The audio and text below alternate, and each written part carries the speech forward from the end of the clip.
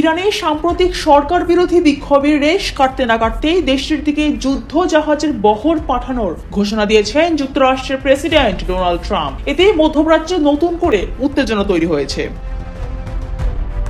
এই ঘোষণার পর কড়া হুঁশিয়ারি দিয়েছে ইরান। দেশটি জানিয়েছে ইরানের ওপর যে কোনো হামলাকে সর্বাত্মক যুদ্ধ হিসেবে দেখা হবে। এতে সাধারণ মানুষের মধ্যে উদ্বেগ ও আতঙ্ক বাড়ছে। অনেক ইরানি নাগরিক মনে করছেন ওয়াশিংটন সরাসরি যুদ্ধের বার্তা দিচ্ছে, আবার কেউ কেউ বলছেন যুক্তরাষ্ট্র চাপ সৃষ্টি করতেই এই ঘোষণা দিয়েছে। এদিকে ইরানের পার্লামেন্ট স্পিকার মোহাম্মদ বাকের কালিবাফ দাবি করেছেন, সাম্প্রতিক সংঘাতে ইসরায়েল মাত্র 48 ঘন্টার মধ্যেই বড় ধরনের ব্যর্থতার মুখে পড়েছে। তার মতে এটি গত জুনের 12 দিনের যুদ্ধের চেয়েও ভয়াবহ ছিল।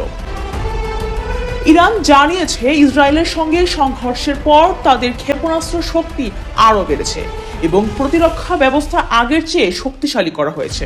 সম্ভাব্য মার্কিন হামলার আশঙ্কায় ইরানের শীর্ষ সামরিক নেতৃত্ব ঐক্যবদ্ধ থাকার আহ্বান জানিয়েছে।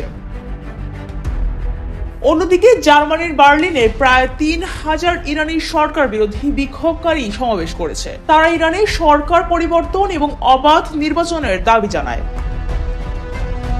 সব মিলিয়ে ইরানকে ঘিরে পরিস্থিতি দ্রুত জটিল হয়ে উঠছে, যা যে কোনো সময় বড় সংঘাতের দিকে মোড় নিতে পারে।